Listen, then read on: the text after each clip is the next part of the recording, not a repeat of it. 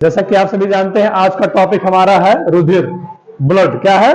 Blood, रुधिर। तो सबसे पहले समझते हैं हम ब्लड क्या होता है। तो जैसे कि आप सभी जानते हैं, कहीं हम रास्ते में जा रहे हैं, कुछ खरोच लग गया या कट गया, तो हमारे शरीर से आप देखते हैं एक तरल पदार्थ निकलता है लाल लाल रंग का, देखे है ना? वही लाल रंग, जो तरल पदार्थ है, वही क्या है?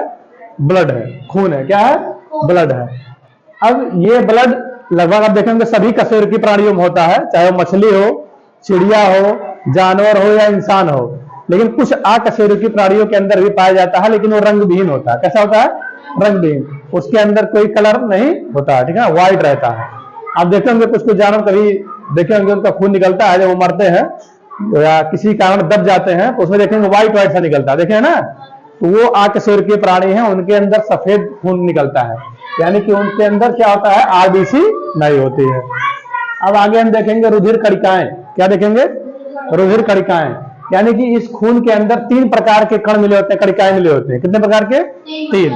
नंबर 1 आरबीसी, नंबर 2 डब्ल्यूबीसी और नंबर 3 रुधिर प्लेटलेट्स। आरबीसी क्या है? इसको हम हिंदी में कहते हैं लाल रुधिर कणिकाएं, यानी कि रेड ब्लड कॉर्पस्कल्स। क्या कहते हैं? रेड ब्लड कॉर्पस्कल्स, यानी कि हिंदी में बोलेंगे लाल रुधिर कणिकाएं। अब लाल रुधिर कणिकाओं की हम थोड़ी जानकारी लेते हैं। इसी के कारण, लाल रुधिर कणिकाओं के कारण हमारा खून कैसा होता है? लाल होता है। खून कैसा होता है हम सभी का? लाल। किसके कारण होता है? परीक्षा में पूछेगा एग्जाम में, तो आप बताएंगे कि हीमोग्लोबिन के कारण। किसके कारण होता है? हीमोग्लोबिन के कारण। इसका रंग कैसा होता है? लाल होता है, इसीलिए रंगयुक्त होता है। कैसा होता है? रंगयुक्त। दूसरा पॉइंट हमारा आता है कि आरबीसी का कार्यकाल कितना होता है, मतलब ये कितने समय तक जीवित रहता है। तो ये हमारे शरीर में 100 से 120 दिन तक जीवित रहता है। कितना दिन तक? 100 से 120 दिन तक। अब दूसरा होता है कि आरबीसी, तो भैया हम समझ गए आरबीसी क्या है, जो हमारे खून को कैसा करता है? लाल करता है। लेकिन ये आखिर पाया कहां जाता है, कहां बनता है हमारे बॉडी में? ये भी तो क्वेश्चन आता है, सवाल पूछेगा कि आरबीसी का निर्माण कहां होता है हमारे बॉडी में। तो ये हमारे अस्थियों में, अस्थि मतलब समझ रहे हैं ना, हड्डियों के अंदर अस्थियों में अस्थि मज्जा पाई जाती है। क्या पाई जाती है? उसी में इसका निर्माण होता है। किसका निर्माण होता है? आरबीसी का, यानी कि लाल रुधिर कणिकाओं का निर्माण हमारी अस्थियों के अस्थि मज्जा में होता है। समझ गए सभी लोग? अब इसमें 3 पॉइंट था। हमारे खून लाल क्यों होता है? हीमोग्लोबिन के कारण। इसका जीवन काल आरबीसी का कितना है? 100 से 120 दिन तक। अस्थियों में इसका निर्माण होता है कहां? अस्थि मज्जा के अंदर। अब यह होता है कि इसका कार्य क्या है, हीमोग्लोबिन का मुख्य कार्य क्या है? तो इसका कार्य है हमारे शरीर में ऑक्सीजन को पहुंचाना और उसमें से कार्बन डाइऑक्साइड को हमारे फेफड़े तक लाना। यानी कि आरबीसी का क्या काम है? ऑक्सीजन और कार्बन डाइऑक्साइड का क्या करना? आदान प्रदान करना। समझ गए ना? अब इसके बाद हम देखते हैं डब्ल्यूबीसी। क्या देखते हैं? डब्ल्यूबीसी, यानी कि व्हाइट ब्लड कॉर्पस्कल्स, यानी कि इसको हिंदी में कहेंगे सफेद या सफेद रुधिर कणिकाएं। क्या कहेंगे? श्वेत रुधिर कणिकाएं। अब इसको देखेंगे, इसमें कोई रंग नहीं होता है। समझ गए ना? ये कैसा होता है? इसमें कोई रंग नहीं होता है, ये रंगहीन होता है। इसका जीवन काल कितना होता है? ये मात्र 1 से 4 दिन तक जीवित रहता है। कितने दिन तक? 1 से 4। हाँ, मात्र 1 से 4 दिन तक ये जीवित रहेंगे, डब्ल्यूबीसी। और इनका क्या काम है? तो इसका मेन काम है कि हमारे शरीर के अंदर प्रतिरक्षा का कार्य करना, यानी कि कोई भी बाहरी प्रतिजीवी हमारे बॉडी में प्रवेश कर रहा है तो उसको क्या करता है?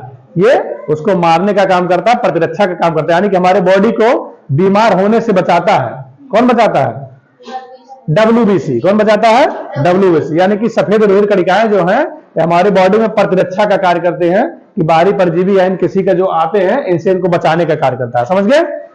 अगला पॉइंट हमारा है कि रुधिर प्लेटलेट्स। क्या है?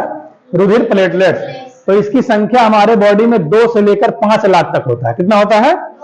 2 लाख से लेकर 5 लाख तक हमारे बॉडी में प्लेटलेट्स होता है। यदि ये, जैसे आप देखे होंगे अभी आने वाले कुछ दिन पहले, एक आध महीने, डेंगू की बीमारी बहुत तेज चल रहा था ना। तो डेंगू की बीमारी में अन्य कोई जो बुखार पकड़ लेता है, आपको फीवर आ जाता है, तो उसमें क्या होता है? हमारा प्लेटलेट्स बहुत तेजी से गिरने लगता है। और जब आदमी का प्लेटलेट्स कम हो जाता है तो वो चलने फिरने में एकदम कमजोर हो जाता है। समझ रहे हो ना? तो ये प्लेटलेट्स क्या होता है? बहुत तेजी से कम होता है। तो इसी प्लेटलेट्स की वजह से जल्दी क्या होता है? जब डाउन हो जाता है तो आदमी का बुखार जल्दी नहीं छोड़ता है। तो उसके लिए रुधिर प्लेटलेट्स जो है बढ़ाने का कार्य जब बहुत कम हो जाता है तो डॉक्टर्स क्या करते हैं? तो रुधिर प्लेटलेट्स को आदमी को ड्रिप करते हैं, चढ़ाते हैं। ठीक है ना? इसका जीवन काल क्या होता है? कितने दिन का? तो रुधिर प्लेटलेट्स जो होते हैं 8 से 10 दिन तक जीवित रहते हैं। कितने दिन तक? 8 से 10 दिन तक। अब इसका मेन कार्य क्या है? इसका मेन कार्य है थक्का बनाने में। हमारे खून का क्या काम है? जैसे आप कुछ खेल रहे हैं, कहीं जा रहे हैं, कुछ लग गया, कट गया आपकी बॉडी में कहीं भी, तो कट गया तुरंत क्या निकलने लगता है? खून निकलने लगता है। तो रुधिर प्लेटलेट्स ही है जो हमारे खून को धीरे धीरे वहां क्या करता है? जमा देता है। अगर वही नहीं जमाएगा, अगर जमाने का काम ये ना करे तो क्या होगा? आपकी बॉडी का सारा खून क्या होगा? धीरे धीरे निकल जाएगा, और जब निकल जाएगा तो क्या होगा? आदमी मर सकता है। तो उसको बचाने का काम, खून को थक्का बनाने का काम कौन करता है? रुधिर प्लेटलेट्स करता है। यानी कि जब भी कहीं कट जाता है, खरोच जाता है, या कोई भी समस्या आ जाती है, कटने फिरने खून निकलता है, तो रुधिर प्लेटलेट्स ही हमारे शरीर को क्या करता है? खून को उसमें थक्का जमा देता है। समझ गए? अब अगला पॉइंट हम देखते हैं, रुधिर वर्ग। क्या है? रुधिर वर्ग। हमारे बॉडी में रुधिर वर्ग भी बहुत महत्वपूर्ण कार्य है इसका। जैसे मान लिया किसी को कट गया, या किसी ऑपरेशन की जरूरत है, या वैसे ही आपको खून की समस्या आ गई बहुत ज्यादा, तब क्या होगा? डॉक्टर आपको क्या कहेगा कि भैया इनको खून की कमी है, आपको खून की आवश्यकता है, खून चढ़वाना पड़ेगा। कहता है कि नहीं कहता है? तो खून चढ़वाने के लिए हमारे बॉडी के अंदर 4 प्रकार के रक्त पाए जाते हैं, वर्ग, रुधिर वर्ग पाए जाते हैं। समझ रहे हो ना? तो अगर ऐसे होता, ये वर्ग ना पाए जाते, मान लिया किसी का रुधिर वर्ग है ए और उसका फटाफट गए बी वाला चढ़ा दिया, तो क्या होगा? जैसे ही बी वाला उसके बॉडी में प्रवेश करेगा, वो पूरे बॉडी के खून को थक्का बना देगा और आदमी फिर खत्म हो जाएगा, मर जाएगा। समझ गए ना? इसीलिए कार्ल लैंडस्टीनर ने, महोदय, इन्होंने वैज्ञानिक हैं, इन्होंने ही रुधिर वर्ग का क्या किया? खोज किया, और खून के कितने कितने पार्ट वर्ग में बटा हुआ है उसका क्या किया? विभाजन को समझे और उसी को बताए। तो उसी आधार से, इसी के हिसाब से आज डॉक्टर्स क्या करते हैं? जिसको भी खून की आवश्यकता है, वो खून चढ़ाने से पहले आपका ब्लड क्या करते हैं? टेस्ट करते हैं कि आपका वर्ग किस वर्ग में है, ए है, बी है, ए बी है, या ओ है। तो ये कितने प्रकार का होता है? 4 प्रकार का। इसमें दो प्रकार के प्रोटीन पाए जाते हैं। कितने प्रकार के? 2 प्रकार के। एक होता है प्रतिजन यानी कि एंटीजन, और एक होता है प्रतिरक्षी यानी कि एंटीबॉडी। तो इसमें पहला होता है ए, दूसरा है रुधिर वर्ग बी, तीसरा है ए बी, और चौथा है ओ। इसमें प्रतिजन क्या पाया जाता है? एंटीजन कौन कौन से होते हैं? ए में ए होता है, ए बी में बी होता है, और ए बी में ए और बी दोनों होता है, ओ में कोई एंटीजन नहीं होता है। समझ गए ना? और प्रतिरक्षी यानी कि एंटीबॉडी क्या होते हैं? ए में ए होता है, ओ ए में बी होता है, सॉरी बी में ए होता है, और ए बी में कोई नहीं होता है, और ओ में ए तथा बी दोनों होते हैं। समझ गए? अब जैसे मान लिया आपको खून की आवश्यकता है, तो डॉक्टर पहले आपको क्या करेगा? चेक करेगा कि भैया आपको किस पॉजिटिव पे खून लग रहा है। अब आपका मान लिया ए पॉजिटिव है, तो आपको कौन सा खून लगेगा? ए पॉजिटिव ही लगेगा खून। और कुछ इसमें ऐसे भी हैं जो खून डोनर हैं, यानी कि जो सभी को दे सकते हैं, और कुछ ग्रुप्स ऐसे हैं जो सभी का खून ले सकते हैं। जैसे ओ कौन सा है? ये सर्वदाता है। वो कौन सा है? सर्वदाता। ये किसी को भी खून दे देगा, ए वाले को भी देगा, बी को भी देगा, ए बी को भी देगा, ओ को भी देगा। इसी प्रकार से ए बी है, ये सभी का खून क्या कर सकता है? ले सकता है। क्या कर सकता है? हाँ, ए बी जो है ए का भी ले सकता है, बी का भी ले सकता है, ए बी का भी ले सकता है, और ओ का भी ले सकता है। यानी कि जिसका ब्लड ए बी पॉजिटिव है, वो किसी से भी क्या करेगा? खून ले सकता है।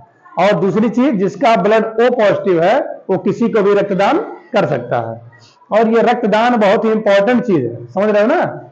जो वयस्क मनुष्य है, अगर उसको कोई समस्या नहीं है उसके बॉडी में, तो उसको साल में एक बार जरूर रक्तदान करना चाहिए। समझ रहे हो ना? इससे क्या होगा?